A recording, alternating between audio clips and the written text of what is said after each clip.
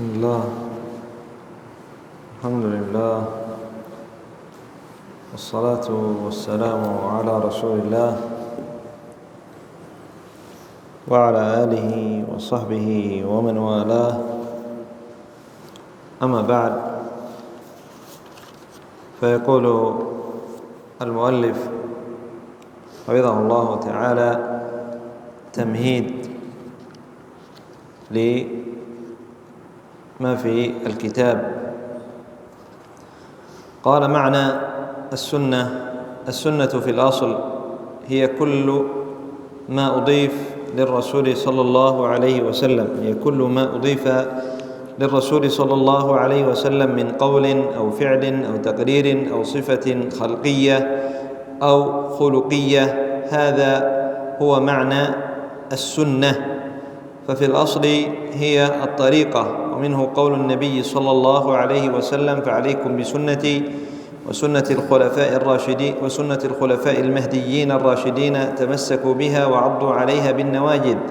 فكل ما كان على طريقته صلى الله عليه وسلم فهو سنته، فقد يكون المأمور به في سنته مستحبا أو واجبا حسب ما تقتضيه الأدلة.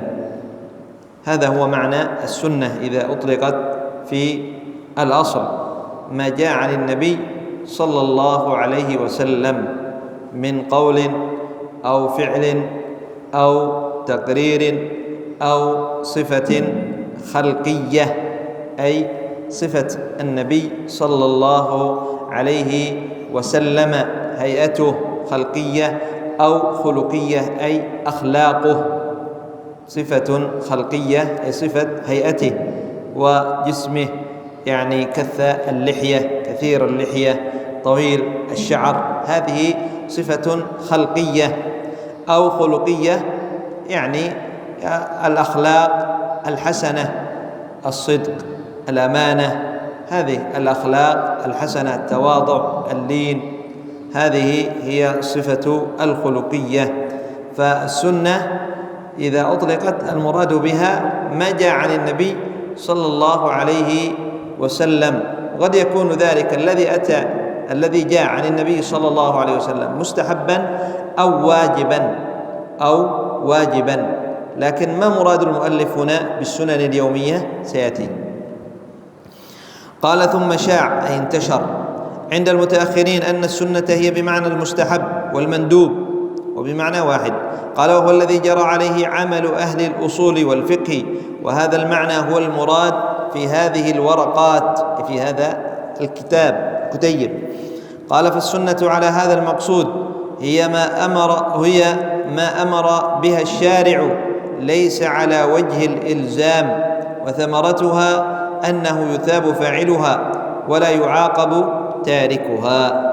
هذا هو مراد المؤلف حفظه الله بالسنن اليومية: ما أمر به الشارع ليس على وجه الإلزام. ليس المراد بالسنن الذي جاء عن النبي صلى الله عليه وسلم، ما ثبت عن النبي صلى الله عليه وسلم من قول أو فعل أو تقرير، لا، إنما المراد بالسنة شيء خاص، هو ما أمر به الشارع ليس على وجه الإلزام، بل على وجه الندب والاستحباب. وثمرة هذه السنة أنه يثاب فاعلها ولا يعاقب تاركها.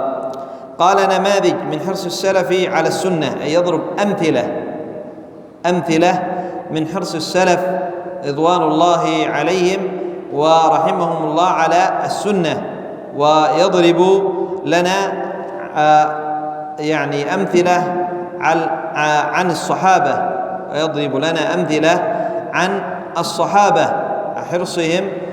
حرصهم على تطبيق والعمل بالسنة. قال: روى مسلم في صحيحه من حديث النعمان ابن سالم عن عمرو بن أوس رضي الله عنه قال: حدثني عنبسة بن أبي سفيان قال: سمعت أم حبيبة تقول: سمعت رسول الله صلى الله عليه وسلم يقول: من صلى 12 ركعة في يوم وليلة بني له بهن بيت في الجنة. قالت أم حبيبة: فما تركتهن منذ سمعتهن من رسول الله، صلى الله عليه وسلم. وقال عنبسة: فما تركتهن منذ سمعتهن من أم حبيبة. وقال عمرو بن أوس: ما تركتهن منذ سمعتهن من عنبسة. وقال النعمان بن سالم: ما تركتهن منذ سمعتهن من عمرو بن أوس. كل راوي يقول ما تركتهن منذ سمعتهن، منذ سمعها ممن روى عنه، ممن روى عنه. وهذه سنة كما سيأتي معنا 12 ركعة سيذكرها المؤلف حفظه الله تعالى في الكتاب في بيان السنن. فهكذا هم السلف رضوان الله عليهم من الصحابة ومن بعدهم، من تبعهم من القرون المفضلة. انظروا إلى هذا السند، كلهم يقول ما سمعتهن، ما تركتهن منذ أن سمعتهن. أم حبيبة. وسيأتي معنا أن الأصل أن الشارع أن الذي يأتي فيه أمر أنه يشمل الرجال والنساء إلا ما خص الدليل، خاص بالرجال أو هنا خاص بالنساء. وإلا الأمر إذا أطلق فهو يشمل الرجال والنساء، فلا يقول الرجال، فلا تقول يعني النساء هذا خاص بالرجال، هذا الفضل خاص بالرجال وليس خاص لا، يشمل إلا ما خص الدليل، وهي أشياء قليلة خاصة بالرجال، وأشياء قليلة تكون خاصة بالنساء. قال المثال الثاني حديث علي رضي الله عنه أن فاطمة اشتكت ما تلقى من الرحى في يدها، طحن الرحى، يعني إذا تريد أن تطحن الحب لكي تخبز، فاشتكت ما تلقى من الرحى في يدها لأنه أثر في يدها. قال: وأتى النبي صلى الله عليه وسلم سبي فانطلقت، أي فاطمة، فلم تجده، ولقيت عائشة فأخبرتها، قالت لها: إني أريد يعني خادم من السبي لكي يخدمنا. فلما جاء النبي صلى الله عليه وسلم أخبرته عائشة بمجيء فاطمة إليها، فجاء النبي صلى الله عليه وسلم، تروي هذه يعني فاطمة قالت: فجاء النبي صلى الله عليه وسلم إلينا وقد أخذنا مضاجعنا، يعني قد يعني جلسوا على الفرش، تهيأوا للنوم. وفاطمة هي زوجة علي ابن أبي طالب رضي الله عنهم أجمعين. قالت: فذهبنا نقوم، أي أردنا أن نقوم، قد كانوا يعني مستلقين هيئة النوم. فلما جاء النبي صلى الله عليه وسلم قالت: أردنا أن نقوم. فقال النبي صلى الله عليه وسلم: على مكانكما، أي لا تقوما، ابقيا على مكانكما. فقعد بيننا حتى وجدت، تقول فاطمة: فقعد بيننا، أي بينها وبين علي، حتى وجدت برد قدميه على صدري، ثم قال: ألا أعلمكما خيرا مما سألتما؟ ماذا سأل خادم؟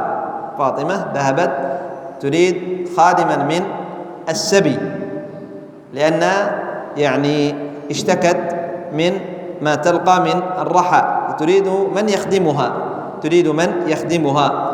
فماذا أرشد النبي صلى الله عليه وسلم؟ بماذا أرشدهما؟ قال: ألا أعلمكما خيرا مما سألتما، خير من خادم. إذا أخذتما مضاجعكما للنوم، يعني من أذكار النوم، أن تكبر الله 34 وتسبحاه 33 وتحمداه 33، فهو خير لكما من خادم. قال: وفي رواية قال علي رضي الله عنه: ما تركته منذ سمعته من النبي صلى الله عليه وسلم. قيل لعلي: ولا ليلة صفين؟ قال: ولا ليلة صفين. ومعلوم أن ليلة صفين ليلة دارت فيها معركة، كان علي رضي الله عنه قائدا فيها، ومع ذلك لم ينشغل عن هذه السنة. انظروا إلى حرص الصحابة رضوان الله عليهم وارضاهم على العمل بالسنة وعلى عدم تركها حتى ولو كانوا في شغل كبير في معركة، وعلي هو قائد هذه المعركة، ومع ذلك لم يترك هذه السنة في هذه الليلة. فهي من أذكار النوم أن تكبر الله 34 وتحمد الله 33 وتسبح الله 33، فتلك 100.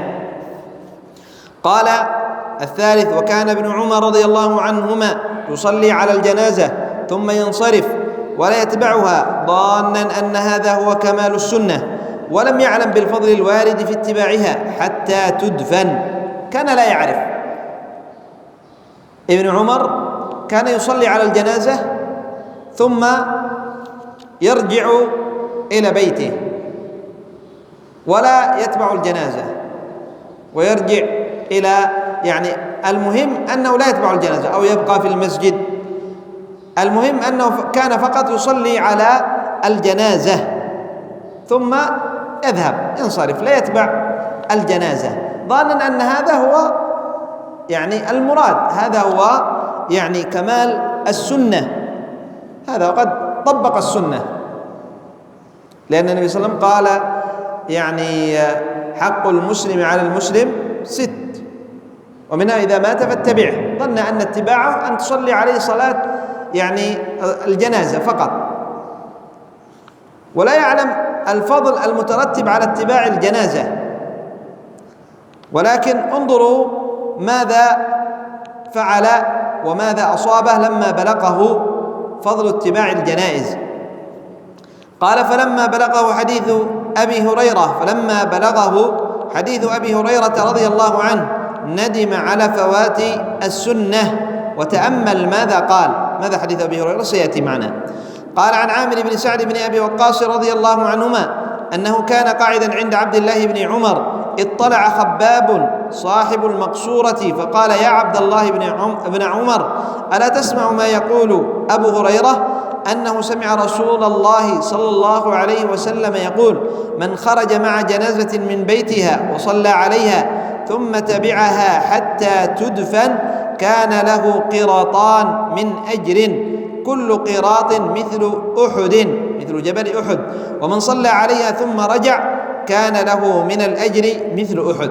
كان له قراط، من صلى على الجنازة ثم انصرف كان له قراط، ومن صلى على الجنازة ثم تبعها حتى تدفن كان له قراطان، كل قراط مثل جبل أحد. فماذا فعل ابن عمر؟ هل قال: الحمد لله الآن سنطبق السنة، وصلتنا الآن السنة سنطبقها، أو قال خلاص هذه السنة وصلتنا الآن ولم يتأكد. لا بد أن تتأكد هل هذا ثبت عن النبي صلى الله عليه وسلم أو لم يثبت. ماذا فعل؟ قال: فأرسل ابن عمر خبابا إلى عائشة يسألها عن قول أبي هريرة، تأكد من صحة هذا الخبر عن النبي صلى الله عليه وسلم، مع أن الصحابة كلهم عدول، لكن يدلنا هذا على أن الواجب على المسلم والذي ينبغي على العبد أن يبحث عن صحة السند، عن صحة هذا الحديث عن النبي صلى الله عليه وسلم. فقد أدخلوا أحاديث كثيرة عن النبي صلى الله عليه وسلم موضوعة ومكذوبة ولا تصح. فهناك رافضي جيء به في زمن خلافة أظن المأمون أو غيره ليضرب عنقه يقتل. فقال: ماذا تفعلون وقد أدخلت 14,000 حديث، 14,000 حديث. مفهوم 14,000 كم؟ 14 ribu 14,000 حديث كلها مكذوبة. انظروا، كلها مكذوبة، هذا فقط واحد. فقال له ذلك الخليفة: يعيش لها الجهابذة كأمثال ابن المبارك وغيره. هؤلاء العلماء سوف يبينوا لنا الأحاديث الضعيفة. إذن فليس كل حديث، كل أحد يأتي يقول قال رسول الله صلى الله عليه وسلم كذا وكذا، خلاص مباشرة هذا عن النبي صلى الله عليه وسلم نصدقه. لا، هناك أحاديث كثيرة مكذوبة عن النبي صلى الله عليه وسلم، ولذلك النبي صلى الله عليه وسلم أطلعه الله على أنه سيأتي في أمتي من يكذب عليه. فلذلك قال النبي صلى الله عليه وسلم: من كذب علي متعمدا فليتبوأ مقعده من النار. لابد أن تتثبت في الأحاديث، هل هي صحيحة أو غير صحيحة، هل هي صحيحة أو غير صحيحة. وليس التثبت من أي شخص، لا، هناك علماء بينوا وجاءوا بالأسانيد إلى النبي صلى الله عليه وسلم، عن فلان عن فلان عن فلان إلى النبي صلى الله عليه وسلم: فلان ضعيف، فلان صدوق، فلان ثقة. بينوا ذلك عن النبي صلى الله عليه وسلم. فليس كل أحد يقول هذا يظهر على الشاشة التلفاز، وما أكثرهم لا كثرهم الله في هذا العصر، فيقول وهذا الحديث صحيح، بل ويكذب بأن يضيفه أن صححه عالم معتبر، لأنه يعرف أنه لا يقبل قوله في التصحيح والتضعيف، فيقول وصححه الألباني. فإذا بحثت وجدت أن هذا كذب، لم يصححه العلامة الألباني، هذا صحيح في صحيح مسلم. إذا بحثت تجد أن الحديث ليس في صحيح مسلم.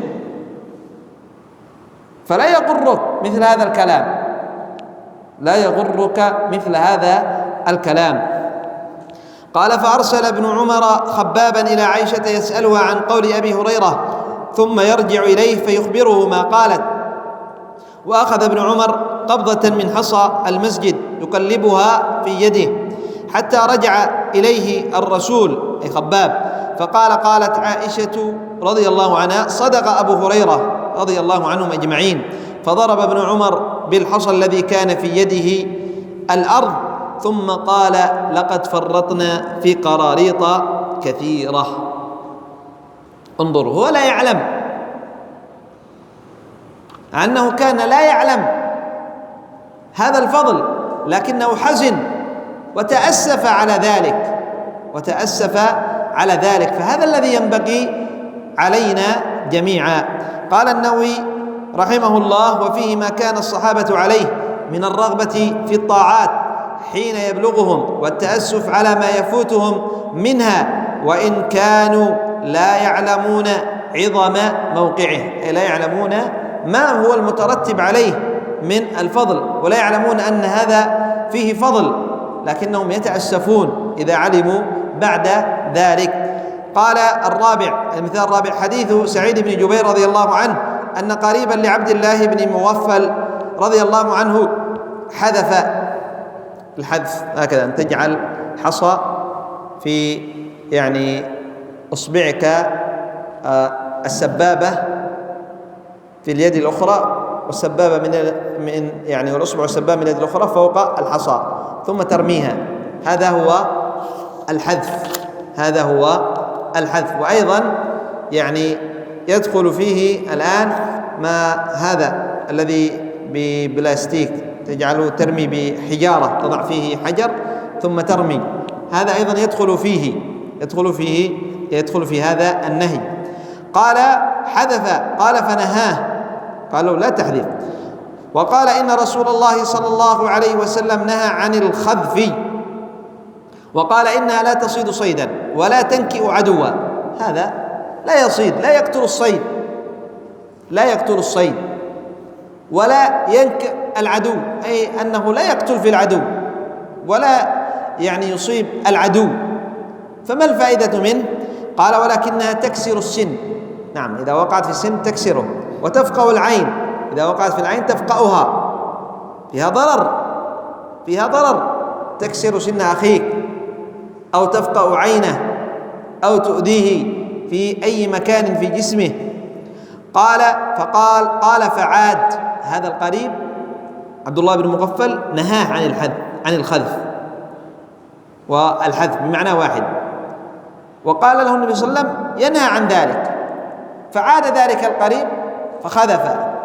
قال فعاد، فقال عبد الله بن مغفل أحدثك أن رسول الله صلى الله عليه وسلم نهى عنه ثم تخذف، لا أكلمك أبدا.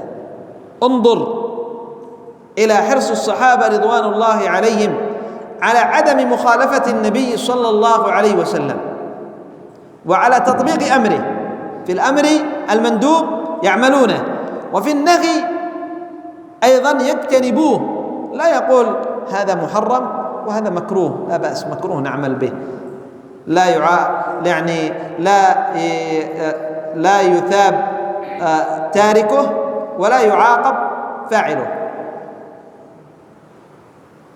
فيقول أنا سهل، لا بأس، أعمل بهذا المكروه، لا بأس به.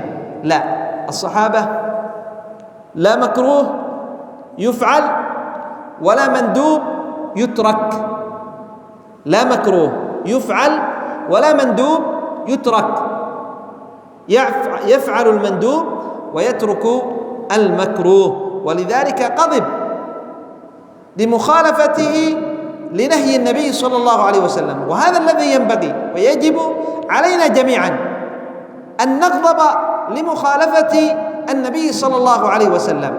ننصح الرجل، نبين له، إذا كان لا يعلم نبين له، فإذا بعد التبيين عاد إلى الفعل نغضب عليه، وإذا كان فيه مصلحة لهجره نهجره مصلحة له ورحمة به. نكتفي بهذا القدر إلى هنا. سبحانك اللهم وبحمدك، أشهد أن لا إله إلا أنت، أستغفرك وأتوب إليك.